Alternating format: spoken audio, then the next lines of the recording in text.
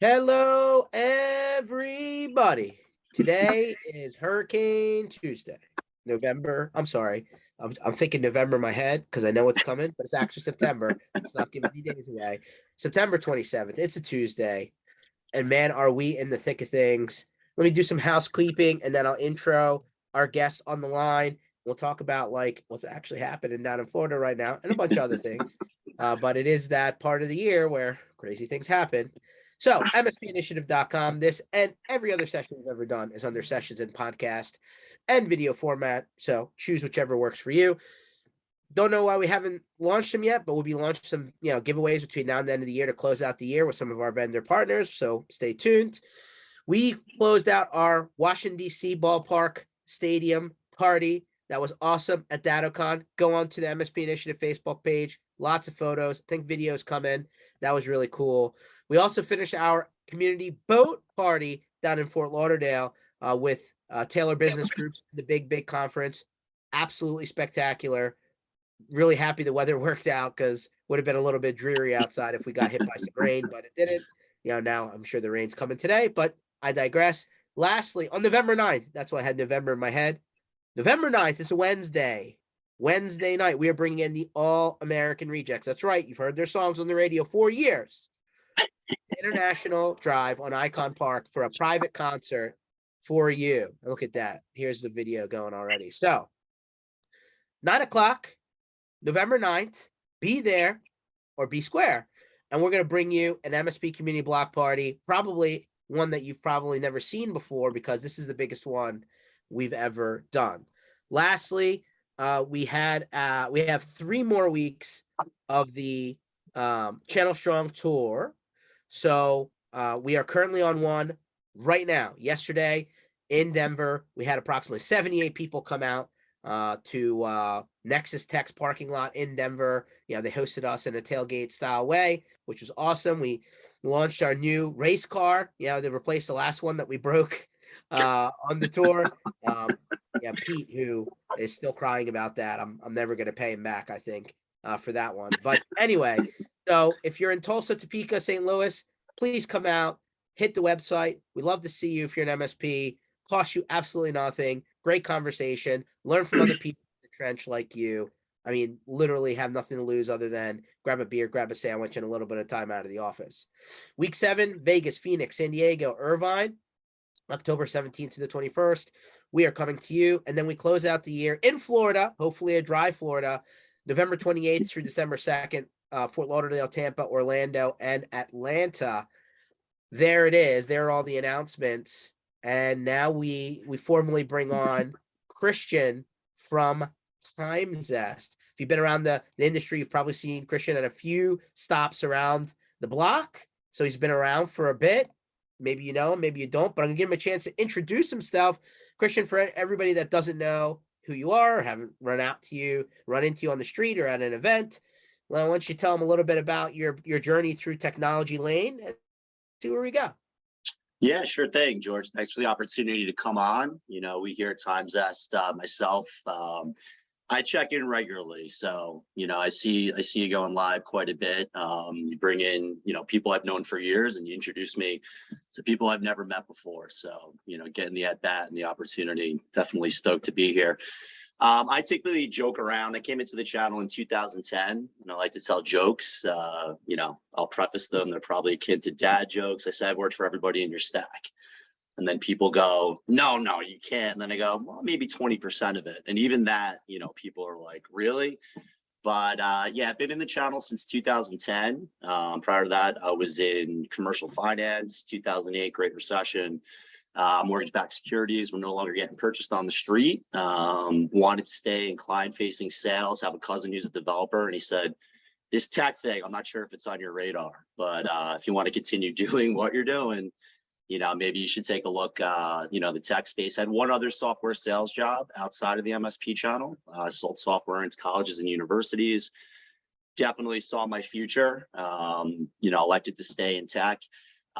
Kicked off, I was the first and only non-founder sales rep at Quozal. So, as the Great Recession kicked in, the previous software stop I was at wound down. They kept me on until they shut down the lights or turned off the lights, I should say. And just randomly came across a job spec for a configure price quoting tool out of Seattle.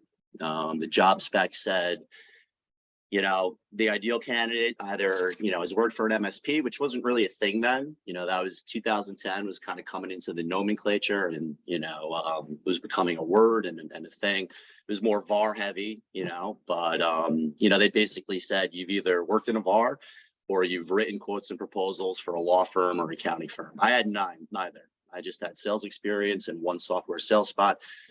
But at the very bottom of that job spec on Craigslist, it said, we have a free trial, hint, hint. So I downloaded the free trial and submitted them my cover letter and my resume in a causal quote and a causal proposal, and came into the channel in 2010. And you haven't been able to get rid of me since. So it's been definitely a great run. I came into ConnectWise by way of the acquisition of Causal. Moved on from Causal to Datto. After Datto, actually went to go work for an MSP in Midtown New York City, Midtown Manhattan. Great experience. For any vendors on the call, if you really want to dig your feet in and stay in this space, and you really want to get the full spectrum of what the MSP channel is all about, cross the aisle for a year or two. Just invaluable experience, that I wouldn't trade for anything, kind of sitting on the other side of the aisle. I came back into it and pretty much have just worked for smaller startups in the space. So MSP CFO, Auto Elevate, and now I'm back with Jerway and Jameson over at Timezest. Wow. I mean, you've had some time on both sides of the aisle. There you go. What did you like? So when you went to go work for this MSP in New York, like what were the top couple of things that really just, clicked the light bulb on for you that like maybe not been super obvious when you're on the other side? That vendor phone calls are really, really annoying. First and foremost. So I've kind of taken that experience and kind of shed some light on that to the vendors and companies I've come to since then. But, I ran account management and did a little net new sales. My biggest hurdle per se, Timezest would have, assisted me greatly, in the scheduling automation piece. Everything central, I felt, and kind of tantamount to the QHR or QBR process. And that's, I'll just own it. That's where I failed. Couldn't schedule them to the cadence that the clients needed to basically do those high level and state of the union addresses to say, you're not investing in your technology. You pay per seat per month. And that's for us to proactively monitor and manage what technology you bring into the equation. So again, going back to QHRs and QBRs, that's where you say you want to get out of the ICU. You being in the ICU, it's not working for you. It's not working for us.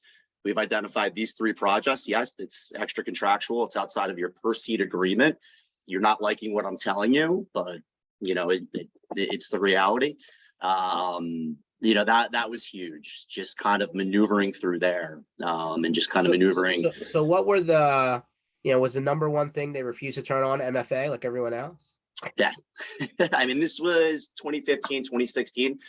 We were ahead of that, but that was the least of what I was up against. I mean, we were pretty much, this was right in the thick of, the mass haul, probably late to the game in terms of getting everybody off-prem and into the cloud, which they were in front of. We had great offerings. The brain trust for the MSP that I worked for, they had it. I was the link, and for whatever reason, going back to those QHRs and QBRs, it just, not to throw anybody under the bus, but this particular MSP only supports New York City creatives. So just imagine what that entails. Oh, it's the worst, isn't it, Christian?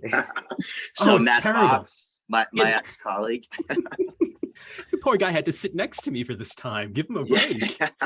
I mean, but like you had all those emoji keyboards probably ready to go. So like just to fire off, man. You know me. Yeah. So New York City creatives, I mean, I feel like half of New York City is just that. I feel like, it's almost like when you're in LA, everybody wants to be in the movie business, but they're also, at Starbucks and washing people's cars down the street and everything else. Everybody's trying to be, some sort of creative in New York. Probably technology is probably the last thing they think about, right? Yeah, I mean, a lot of, I don't want to you know, a lot of it's got to be an Apple, it's got to be, you know, it's got to be Google Apps. And we're like, hey, you know, that's not what we're recommending from a business perspective. I get, you know, why they go in that direction, graphic designers, marketing, advertising, the whole 9 yards. But, you know, when their MacBook Pro was undersized because they basically said, nope, that's what we're going with. I would never, you know, go to a Surface or, you know, an alternate PC. You know, I'd be like, you have to buy a new computer. You know, like you're the one that basically said it had to be a MacBook Pro. So again, to each their own. I worked with some great people, you know, Matt can attest to that. He's still with, you know, the MSP that I formerly worked for. Met some really cool people, found myself in some really cool businesses, you know, still have some really cool connections for some great dinner reservations at top end spots in Manhattan. But like I said, just a great experience in that I am very mindful of who I'm calling into. I'm very mindful when I ask an MSP for their time, you know, at this stage of my career and juncture, I'm tiptoeing around it because I've sat in the seat and I know exactly, you know, what a day in the life can be like for an MSP. Yeah, it's really important. I mean, listen, people switch from IT company to vendor who sells to IT company and vice versa. Two completely different experiences, two completely different day, what your day looks like, how you're handling business. It's often talked about, right? People jumping between the two sides. But no, I agree. Having a kind of worldly view, right, of what the day-to-day looks like on each side changes, changes how you approach things for sure. So like before we get too far down the line, I mean, you're in the middle of like hurricane whatever, Ian, right? Like No. So I'm still based out of New York, man. Okay. So I know your company, some of our team is mobilizing, and you know, many friends and family that we've known through the ConnectWise alumni and Greater Tampa considerations are all up against it. But I'm trying to help them any way I can. I'm not sure how helpful I can be here from New York. Awesome. Well, hopefully everything works out okay. I know Tampa Bay's probably hasn't been, I know the last hurricane kind of, that was going that way, went the other way, and they kind of dodged it. But I think this one, they're being told to evacuate. So actually got an email from ConnectWise saying, hey, here's our operational deal, kind of business continuity plan while we're, evacuating. So good luck to all the people down there. I'm sure it's going to be interesting. Hopefully it's hoping for the best there, guys. If anybody's on the road, I doubt you're listening to this, but if you are, don't hesitate to reach out if you need help. Please. I think the whole community is there to help you guys out. So, Christian, did you happen to go to DattoCon? I did. Absolutely.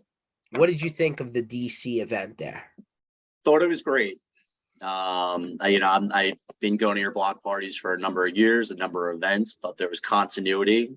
Expectations that were set at previous block parties were definitely met. Backdrop of a major league ballpark, the availability to get into the inner bowels, for lack of a better term, to get into. How often do you get to go underneath the stadium and do like batting practice? Right? Exactly, man. It's definitely an experience that was awesome, to say the least. That's awesome. What about the conference itself? What did you think?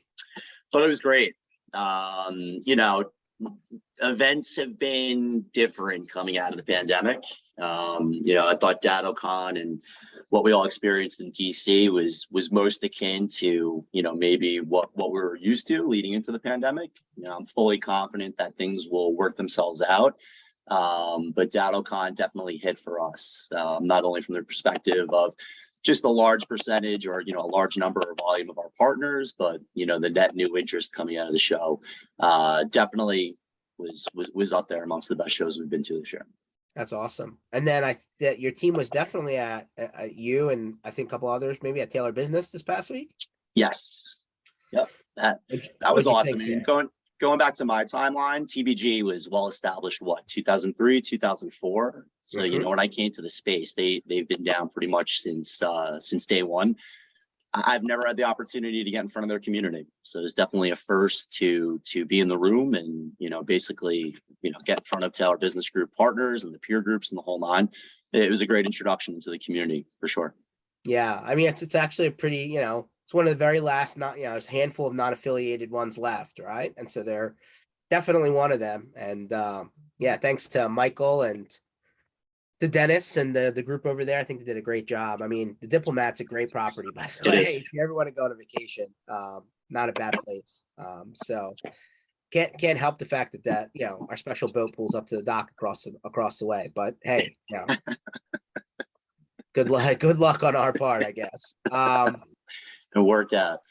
So talk to us for a few minutes about like what's going on at Timezest. For people who don't understand what it is or haven't heard of it or say, hey, that's great, but like there's other solutions out there. What is Timezest? Why look at it?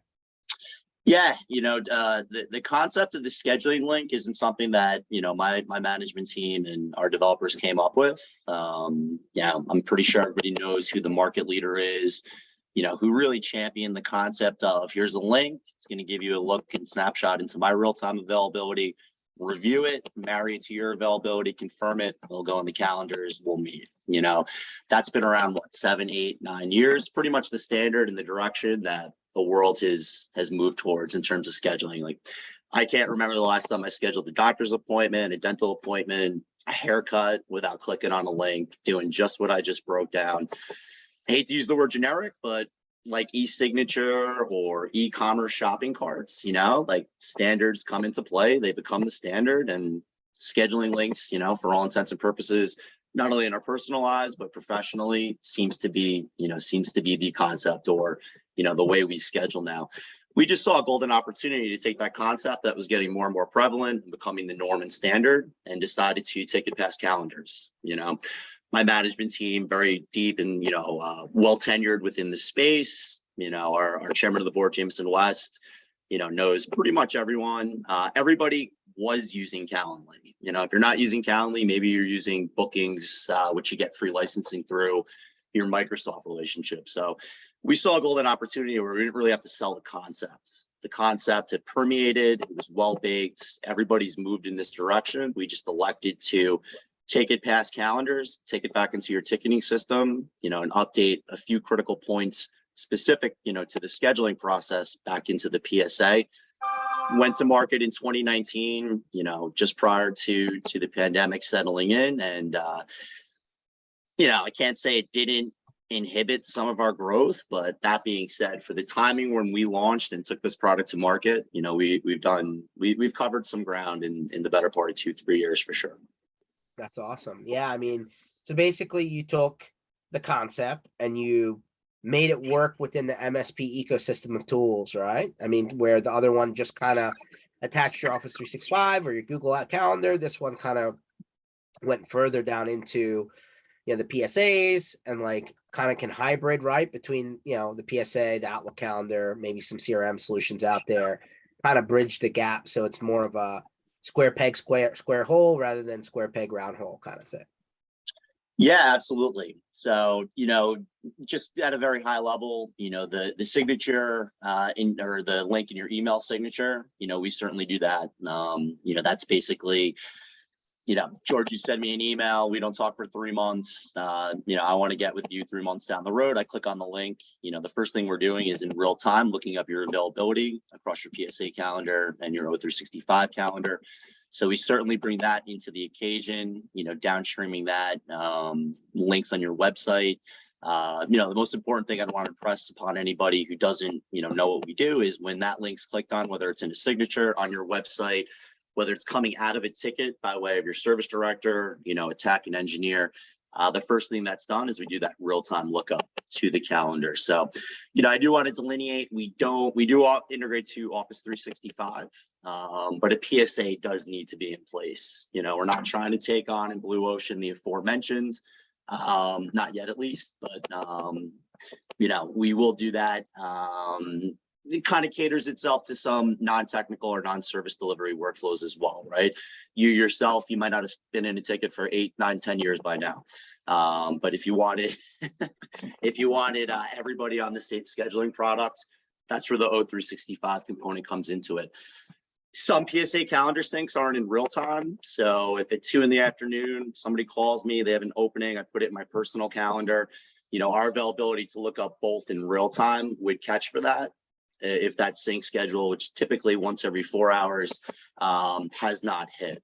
So, in terms of an accurate, snapshot of your true availability, regardless of where you're, entry pointing that, that meeting in your calendar, it will come up when we recall that real-time availability. That's cool. I know people who have adopted this, whether it be for project management or whether it just be like flipping the help desk experience, right? It's like, hey, you put in a ticket, no problem. Pick a time where you're available so we can do a call, right? Rather than just call in and get the first person.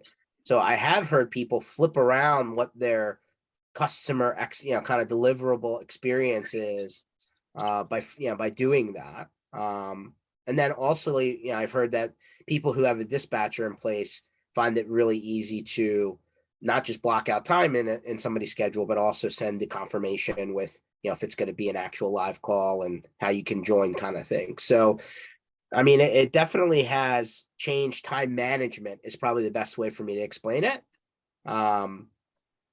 So far, so good. I mean, people seem to really be, capturing the idea. Yeah, going back to my timeline and when I entered the space, what you tell me, because you were around, certainly, maybe some of our audience, what process or even technology that you were heavily leveraging outside of PSA, RMM, and maybe your BDR portfolio of offerings looks the same as it does in 2022? I mean, the PSA hasn't really changed. Yeah, other than, they made it look prettier a little bit. No, I mean, everything's progressed, right? Yeah. I mean, everything's hopefully progressed. I mean, no technology stays static unless it's there to die. Even QuickBooks changes their stuff from time to time. So yeah, I would hope that something's changed. Now, whether the MSPs have, stayed current with it and been able to deploy those changes, completely different story, right? Yeah, I mean, if you were in the game in 2010 and you have that staying power, you got to 2022 by evolving your offerings, evolving your technology, and certainly first and foremost, evolving your process. I just asked what it looked like in 2010 because scheduling is exactly the same. Yeah. You have avenues for your clients to, bring to your attention. They raise their hand, they need remediation, they need to contact you for what they contract you for and the services you provide and give to them. If maybe you're using Calendly, maybe you're using bookings, so you're about halfway there. But a lot of MSPs and a lot of, technical delivery organizations are still picking up the phone, emailing, exchanging voicemails. I feel like the people who are doing customer facing stuff like, first time appointments, network assessments, kind of like that prospecting sales role, maybe had a completely different system than the actual service delivery project management people. And so those guys may have been using something, but I don't think the technical people really ever had anything sticking. Correct. Yeah. I mean, I like I said, whether it was Calendly or bookings, I think it's been in play. Most people have moved in that direction, but outside of that and bringing it back to your point, from the help desk, from engineering, maybe project management, it has been, phone call, email, and voicemail exchange intensive. That ping pong, one thing I want to say is if you're a live call culture, we fully support that. So if you're considering Timezest, we're not going to ask to cut into that. That's best practice. Everybody knows that if you can take a phone call to and through remediation, that's going to resonate, with your clients considerably. You'd be surprised. There's some people that say they don't even publish a phone number anymore. I'm like, I don't know if that's the right way. They think that that's the right way. I think still about half of your calls are going to be, your service tickets result in phone calls. And I don't know. I just think if a human being's having a hard time and they're, in what they perceive to be an emergency, they're not going to send in an email saying 911 and wait. I think they're going to want to talk. But I digress. Yeah. How can I say? It's definitely out there. Christian, Yes. How long does it take for somebody to, like, let's say we're talking about, I don't know, a 5-man shop to go through and to implement your product? Do you have any metrics on that? Yeah, I mean, setting up the handshake. What are the variables, Yeah, I mean, the lion's share of getting set up would be establishing the handshake to either, Autotask or ConnectWise manage. I'd have to assume that your PSA admin would be able to knock that out cold, not to imply that it's tedious, but, setting up any third-party integration, is tit for tat, right? If you've done it once, unfortunately, you've done it once. But getting that out of the way, it really is, kind of sitting down and subjectively, kind of identifying your menu of appointment types. So there's two critical portions and pieces to working with our solution, and that's what resource and or grouped or teamed resources are we seeking to schedule, and what appointment type are we seeking to schedule with the client. The resources come in by way of the API handshake. We do bring in all of your PSA members. It's not a one-to-one licensing ratio, but that's how they come into the fold. Once those individual team members, are in our backend portal, you do have the availability to create teams or pods to that effect. And then the next step, again, that second foundation is, editing and setting up the appointment types. I'd say we do make customer success, available to you. There's no cap to that. There's no additional price. As much as you need, it's all you can eat. I'd say no more than a week. 2 weeks. You're basically going to sit down, you're going to whiteboard, hey, what appointment types are we taking now? Those could be internal, those could be on-site appointments, it could be project management phasing, but you'd basically aggregate what that looks like now, maybe sprinkle in, now that you have the tool, some net new appointment types. We have appointment types pre-baked into this system. Invariably, you would have to go under the hood and hit the settings, so those scheduling appointment types perform and act the way you need them to for you and your team. But yeah, I can't say definitively without knowing headcount or what your appointment types look like now. You will get to the end of the rainbow with the implementation. It's not going to be 6 weeks, 6 months. It's not going to be, a long haul. It's a very light solution that punches well above its weight for what it brings in. But without knowing, your headcount and or potentially, just how many appointment types you would want to bring into the system for scheduling automation, I'd say if you're locked and loaded, you'll spend an hour, 2 hours with our customer success team. You'll be well out of the woods there. And then the remaining time would be just, like I said, dialing in some of those settings under the hood. Well, that sounds pretty good. A lot of times you go through and you'll have a product and you get a 15-day trial period on a product that takes you a year to figure out. I've sold some of those products, Brent, for sure. It's not quite a PSA. I feel your pain for sure. I've been there on the vendor side, selling solutions that I was doing the implementation on the trial within that window before expiration, because that's what was required to move the needle, for that specific engagement. Great question. We do offer a 2-week fully functional trial. Again, given, I think, some of our history and our tenure, and I'm not over promising the world. So I'm glad this is going to be recorded, but we're not draconian there. It's not, hey, the 15 days came and went and you got to buy now. If anything, our team full on acknowledges and understands that on Tuesday, you might have 2 weeks to evaluate a solution. On Wednesday, the unforeseen came in. So, as long as you're engaged with us, you tell us what you got going on and say, hey, I need X number of days to push it out to accomplish this, this, and this, we're pretty flexible for sure. But Awesome. Well, let's flip the conversation a little bit to what's happening in the current market, if you would. I know Darren has sent me a couple of messages saying that, hey, the stock market's down. Things aren't looking great. It's way beyond the stock market. It's I don't know. I'm just in this last couple of weeks, the negativity that I'm seeing in talking to a lot of clients. I deal with really small businesses and almost all business owners, and it's just there's turned a point of negativity, which I thought we were at in May, and it's decidedly worse now with everything that's happening. So I probably shouldn't be the one to talk much today, because I'll just be listen, it's good to hear what's happening, right? Your customer base is up in New York area, Darren, although you say New York and Connecticut. New York and Connecticut. So your customers are basically putting the brakes on stuff, is what you're saying. Oh yeah. Again, half of our business roughly is residential tech, which is a whole nother, largely wealth effect spending on stuff and things that you don't necessarily have to do, but want to do. That stuff is that's just not happening right now in most cases.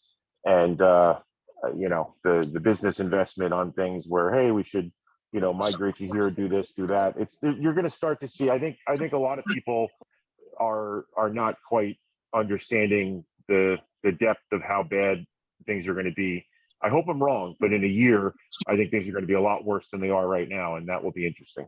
So, Hey, Darren, just you're out of curiosity, where in Connecticut? Just I don't think I'm too Uh, far from you. I'm I sorry. mean, we cover Fairfield. We cover lots of Fairfield County. You know, from Greenwich to New Haven, basically. Understood. I went to Fairfield U, so and I had Go started Stags. this. Yeah. Understood. Anyway, so I mean, it's just there's a lot of you know the cost of borrowing money now. I have a lot of friends and some clients in banking and finance, and you know when rates are at 7%. I mean, today the mortgage rate just crossed 30 years at 7% now. I mean, these are massive, massive, you know, have effects. And I'm not trying to be some economist here, but I do follow it because it is, you know, not just for a personal finance standpoint, but everything else that it affects in business. And you know, it's like when I get the, you know, when I get the vendor call now and it's like, oh, spend more money. I'm like, yeah, listen, you know, like wake up. And I understand that you guys still have to do your jobs. I don't mean you guys specifically, but you know, it's like the problem with going to a show like GadoCon is, you know, you then have 30 vendors at least calling you or emailing you and everything. And I'm just like, literally, I just respond to some of them, just like, watch the news. Sorry, not interested, you know, because it's like, I know that sounds harsh, but it's like, you know, this is kind of an interesting thing here. Over the last month and a half, I had an opportunity to help a friend of mine run his business for him. This guy's got a hot rod shop. Okay, they build race cars and stuff like that for people. Yep. And Brent, was, do you have a special secret talent that we didn't know about? yeah, I'm always fascinated with mechanics and stuff like that, you know. Anyway, I've gone through, and the guy runs a car show, and I automated the thing, and he happened to have an injury, needed to go out, so I kind of stepped into his chair for him a little while, and I had been feeling like oh my God, nobody's got money to spend, this is awful and stuff like that, and then I'm sitting there in the hot rod shop, and people come in there, and they count off $30,000 worth of greenbacks to put a cool motor and a steering column and a transmission in their car. And I'm thinking, you know what? The problem is not that there's not money out there. The problem here is that I have not talked to them in a compelling enough fashion that makes them want to pull that kind of cash out of their reserves because the money is there. I saw it.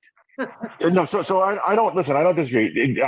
Making a generalization, I deal with a lot of very wealthy people, and plenty of them still are, you know, have money to do different things. However, the ability to go to them and suggest things that are not necessarily, you know, essential or going to give them an immediate direct benefit, it's less now when in this environment, no matter how much you have. And debatably something like that hot rod shop, when you know a lot of things are going to crap around you, I mean, hey, you know, invest in your toys, and it's like you get daily enjoyment. When that guy starts his engine, you know, he's going to be happy every single day to contrast the news that is around him, right? So that's how it's almost like a contrarian thing. People tend to sometimes, you know, spend more on that stuff when, you know, the rest of things are not so great. So anyway. So isn't it my job then to figure out a way to present our information in that same thrilling manner that the hot rod has? You know, yes, but here's the thing. It's an easy thing to do, but that's, you know, taking this back to like cybersecurity, in which we've always talked about a lot, and now it's like every year, you know, the last couple of years, everybody, at least my clients, have been paying more by necessity because of all the different things we've added. And it's like to go to them now and say, oh, hey, by the way, we should do this, or, you know, it's harder in this environment to even push that conversation forward beyond where it already is. And then I think what will happen is a lot of people may say, hey, listen, we need to cut some costs here. We've added all this security stuff. And I'm not going to say, well, we can just turn that stuff off, but it just becomes more difficult with, you know, in my opinion. But I'm not, you know, I'm just one person. So somebody else take this away. I'll shut up. It's super fair, you know, and I want to speak to what you said, like coming out of DataCon, right? You know, for my brothers and sisters selling PSA, RMM, BDR right now, I think it's even more. I understand your perspective, like, hey, read the news, like they're just doing their job, and I would never, have any contention with somebody doing their job and providing for them and theirs.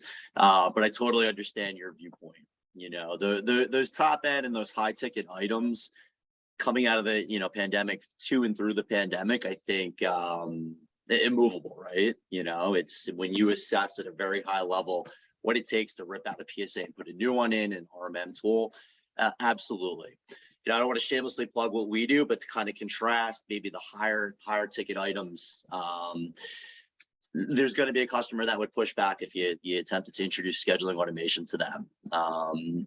I think many of them are up against, the same market forces and conditions that you broke down and you detailed, and we give you time back. So I'm not saying 100% of the time it's, people are going to, totally understand it. There's some people that may, indefinitely see it as a nice to have. I've sold some solutions, some that took 6 months, 9 months, 12 months to close, to Brent's point, a year and a half to implement. We're light and nimble, and we give both the MSP their time back, and make things considerably more straight line when when they need to contact you and schedule time with you. All that being said, I think your considerations are extremely valid. And I asked where you were from because Fairfield County, I'm in Westchester County, by the way, so just west of you, on the other side of the line. We seem, and I don't want to whatever where I live, but we seem to see these types of conditions last. So for you to share that you're seeing, we do. Absolutely. No, you're right. I mean, I get a sense though, from just talking the last couple of weeks, really, it is, there's more concern that I've seen in as long as I can remember. I mean, because way more than the 07, 08 situation, which in my opinion, because you lived that probably as well in the same area, that wasn't that big. I hate to sound like this, but that wasn't a big deal for a lot of people in that area during that time. It just wasn't. I mean, so we were expanding like crazy during those years, actually. So anyway, I understand the sentiment. Super interesting. No, I get it. Hey, let's say in the best of market conditions, asking people to separate with their money is what it is. So we're all up against it for sure. Well, it's interesting, this topic, because we had a lot of different themes in Fort Lauderdale Taylor Business Group. And, imagine just a peer accountability group, guys, right? A bunch of people who sign NDAs, usually not from the same city, kind of package these guys together so that they can kind of trade best practices, what's working, what's not. They open up the financials, they figure out what's going on. There are a lot of good groups out there. They're not the only one. But some of the topics that did come up revolve this conversation, which is, hey, when money becomes expensive and all of a sudden you're getting tight, your accounts receivable starts to extend, right? People pay their bills slower or not at all. Not great situation. And the other conversation was, people tend, when it comes back to the personnel standpoint, they tend to,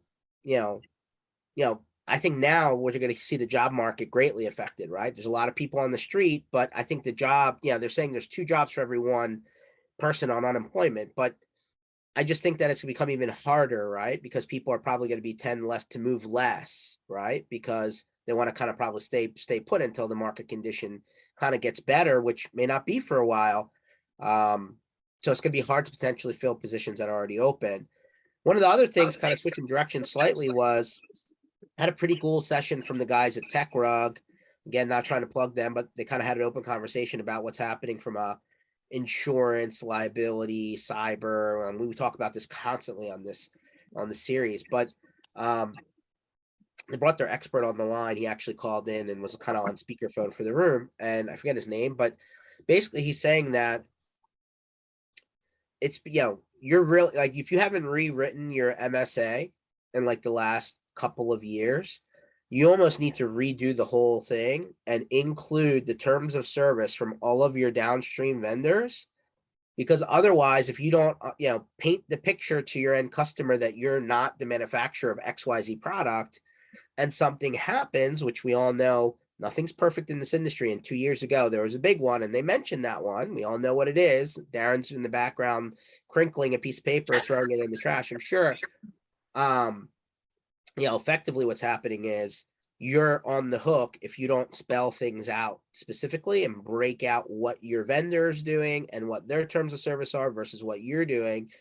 And so the reason this guy said that was apparently he, in his past life, he was involved in bringing products from overseas and then like repping those products here in the US. And unless you specifically state, what the warranties and what comes with those products, you effectively are responsible for whether their product works or not. Even though somebody shipped it over on a boat and you're now putting it on a shelf.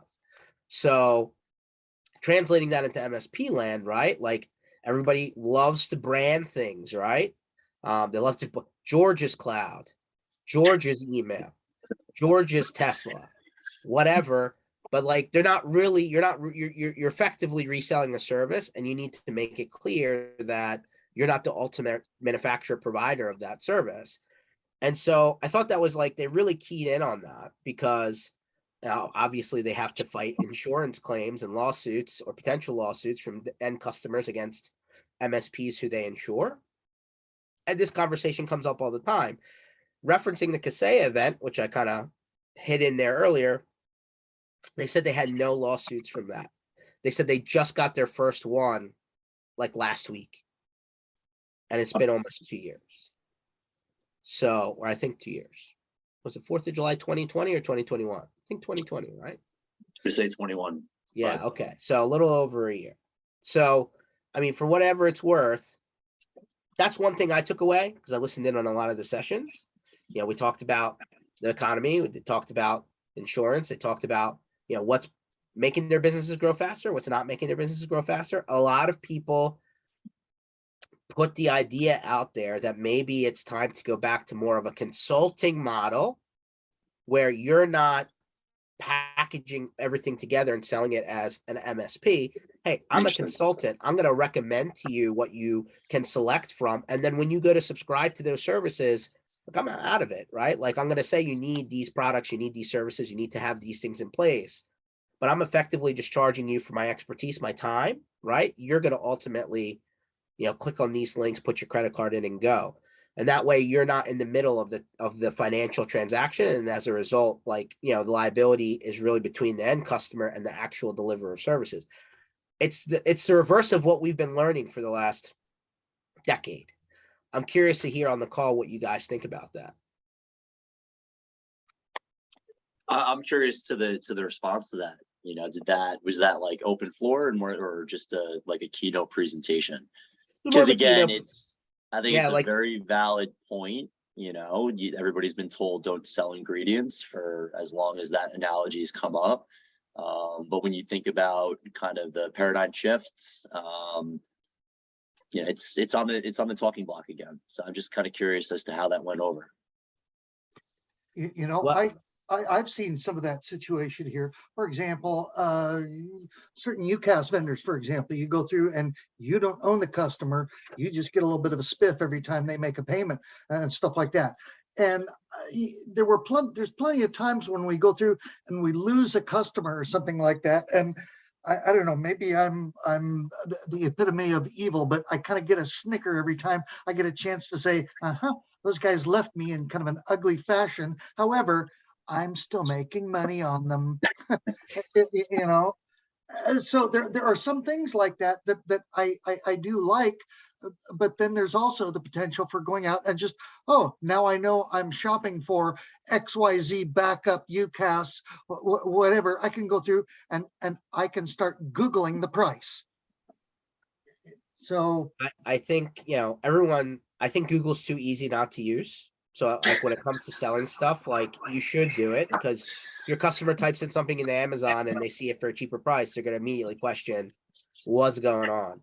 But that being said, from a consultant versus MSP, kind of know what Christian said, right? You've kind of baked all of this into a bundled price. So they don't really understand, hey, what's this cost versus what that cost versus if I take this piece out, how much does that change things? And usually the conversation comes when you say, well, if you want to lower the price, what do you want me to remove? What security product do you not want? What backup product do you not want? What UCaaS product do you want me to shut off, right? This is usually what you talk about when they say change the price, right? Yeah, I mean, there are many considerations into selling the bundle, right? Selling one product and no line items and no ingredients. It was, the age of information. You give me a run of SKUs and I'm going to do just that. I'm going to run it straight down Amazon. I'm going to run it straight down the marketplace, and then I'm going to push back. And then you're losing that leverage because little do they know, you're crafting your expertise around those solutions, right? You're their support team. You're the one that's going to fix it. You're the one that's going to advocate with the vendor if it's, required.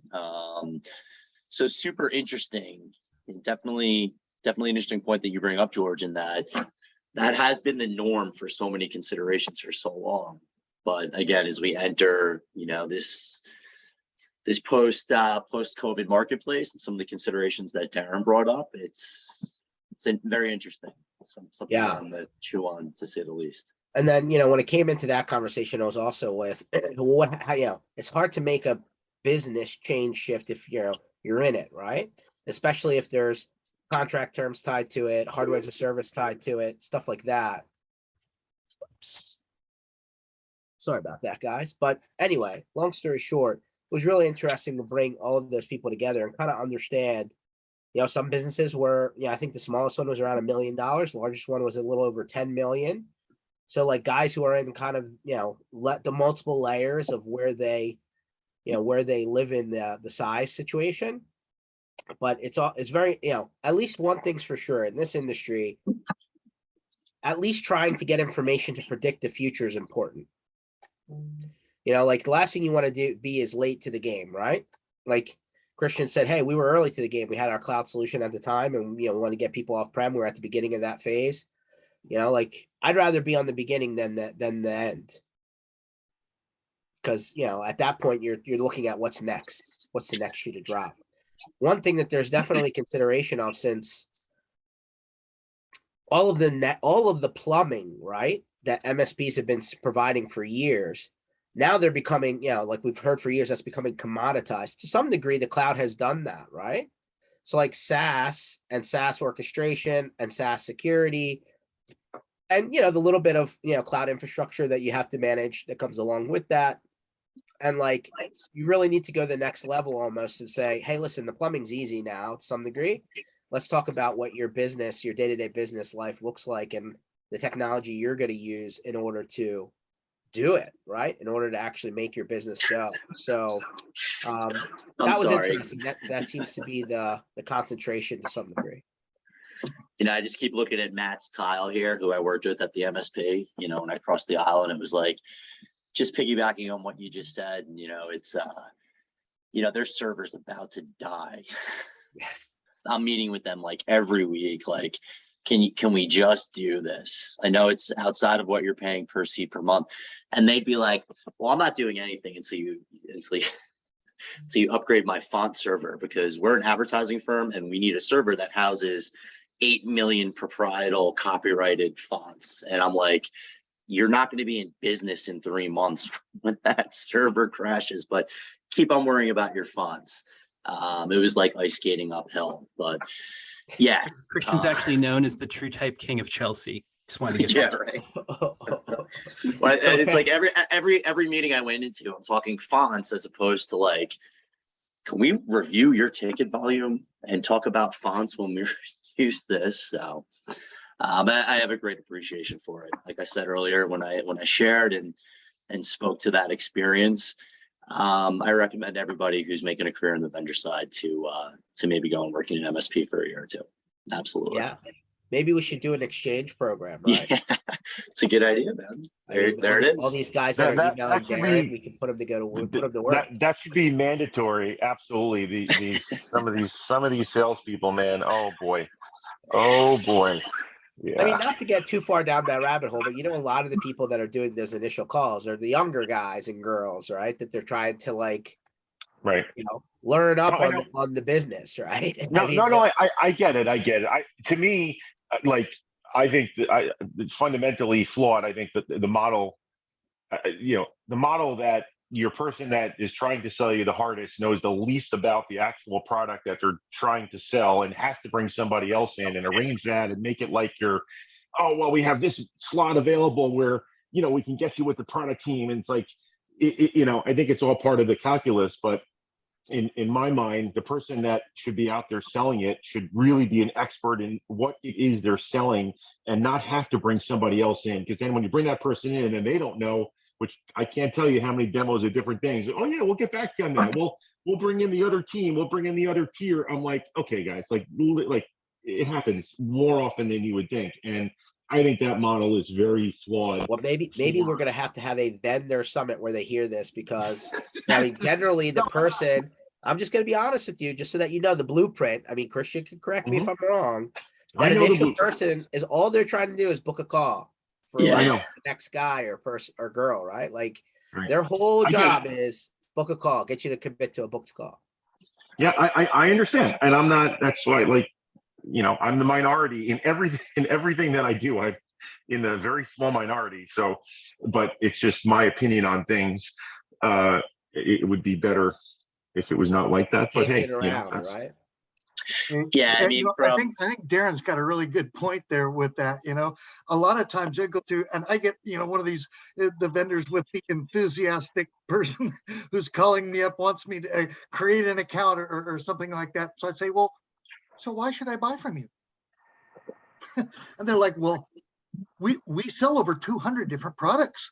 We can offer you credit. We can, that's like a guy advertising that the car comes with wheels, a radio, and a heater. For me, I'm talking more like when you're evaluating something new, specifically something you may not know much about yourself, and want to really know what it is, what are the capabilities and limitations of what this product is. Let's say it's a software solution, and oftentimes they just they don't know, and they really, even the people that they transfer you to don't necessarily know. And then it's like you have to go directly to like a tech person or a developer, and then it's like, well, I mean, it seems like a broken model. But yeah, anyway. I mean, I can't speak to everybody that you've had that experience with. I would have to assume, and you can get in trouble assuming. I think that's, like I said before. I don't envy my my colleagues in the space on the vendor side selling PSA or RMM or BDR coming out of the pandemic. There's just too many forces right now for anybody to rip and run and make that six-figure, abandon their previous six-figure commitment and move forward. That being said, these are organizations that have targets and goals and revenues. So, I think the BDM and SDR model that George spoke to, where they're just, trying to get an appointment to then set up that second level and get you in front of the subject matter expert to really, speak to why you should buy, solution X.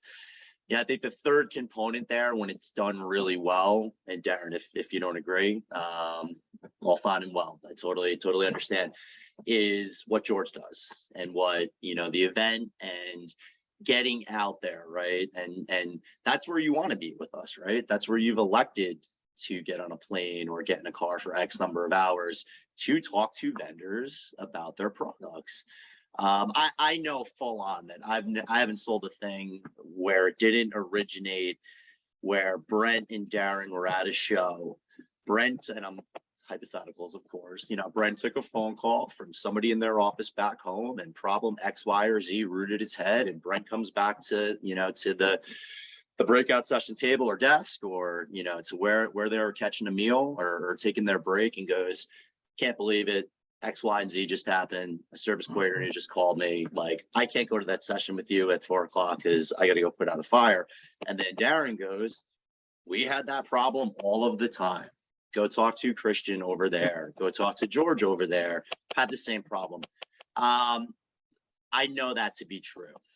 I know that's how a large amount of software gets sold in our space. That being said, you can't go to the powers that be, and not Timezest. We're not VC backed. We're 100%, organically bootstrapped. But there's some conditions and considerations that, put forward. You getting phone calls by somebody that's simply trying to book an appointment to get you to the SME. Yes, it is quite the industry we all live in. One that's changing, I feel like, daily. I had a couple of news articles that we can wait to the next one, but the big one was, and again, it's kind of like a it's how the money trickles down into our sandbox. But Malwarebytes got another $100 million round, but then last month they cut 125 people, and then they got the $100 million round. So like, it's almost doesn't make sense, right? Why did you do this so short time ago, and then you get this money, you turn around, and you go hire more people again? Like, shouldn't there be a better way? But Yeah. Is I'm that not just the- I'm companies' not in ways business. of pruning the tree? I mean, listen, when somebody comes and tells you you need to cut, you need to show profitability overnight. You know, a lot of these software companies that are, that took money prior to the time that we're in right now, their whole goal was just growth, right? They could have been in the red, really. And that's when they talk about how, what's your burn, like, and how long does your money last? But yeah, we talked about this before. I mean, I got to feel that there's a better way than, hey, we're up against it. We need to show profitability in order to get to the next, round of money to, show up in the bank account. So we cut a bunch of people, and then 30 days later, we're starting to hire a bunch of people, I guess, back, or new people. I don't know. It just is, it's weird. It's a counter to how people actually run their businesses on, in our world, on Main Street, whatever. But, And interesting time. when that situation does happen, and they go through and they let a bunch of people off, okay, I always stop and I think to myself, I'll bet you that the better people don't come back. It's like, you know what? I put my heart and soul into this company, and I got, a single finger goodbye from them. You know what? I ain't ever going back there. I'm going to go with Well, these other I people mean, who love me more. not to put salt in the wound, but unfortunately, when that type of stuff happens, just because human beings, are human beings, and they look and say, well, could the next round happen to me? Then all of a sudden, people that are good people that you wanted to keep, regardless of who left, they start looking, they end up leaving, right? So Oh, yeah, it's yeah. like a, it's like a 1-2 punch. Yeah, once you start the tear, you started the tear. It's there. So Yeah. And like every company we all know and talk about, they've all done this, right? Especially the bigs, right? Like, it may not be the first headline on the Monday morning, but when 200 or 300 or 400 people disappear, you'll eventually hear about it. yeah, It's just the books might be closer to profitability, but the reality is you're anywhere near it. Yeah, From a human 100%. capital perspective. So 100%. So, Christian, appreciate you for coming on. Can I Happy just- to hear that you're in New York and like dry. appreciate that. Yeah. And for everyone else, appreciate you for jumping on. This session was recorded. You're going to be able to go find Christian on LinkedIn, Facebook, Instagram, and probably timezest.com. Yes, sir. Absolutely. Christian at timezest.com. Just, exiting plug. If you've ever implemented Calendly or bookings for one of your end users, maybe take a look at Timezest. And additionally, if you have any optics into what percentage of your tickets kind of persist in that waiting on client status, we should probably talk as well. We're going to drain a hole right in that. And that's exactly what we address. Once we pop that hole and reduce that percentage, you'll see a reduction in your call and email follow-up volume as well. That's all I got for you. Awesome. For everyone else, find this session on mspinitiative.com later on today under sessions. Hope to see you at November 9th. Don't forget about November 9th, Wednesday night. Be there. Or one of the Channel Strong tours that we're still doing from now between now and the end of the year, or hopefully somewhere out on the road. I love bumping into people at airports. It's a great time. Take it easy, everyone. Catch you Good on the stuff. flip side. Thanks, Jake. Have a great afternoon. You got it. Thanks, guys.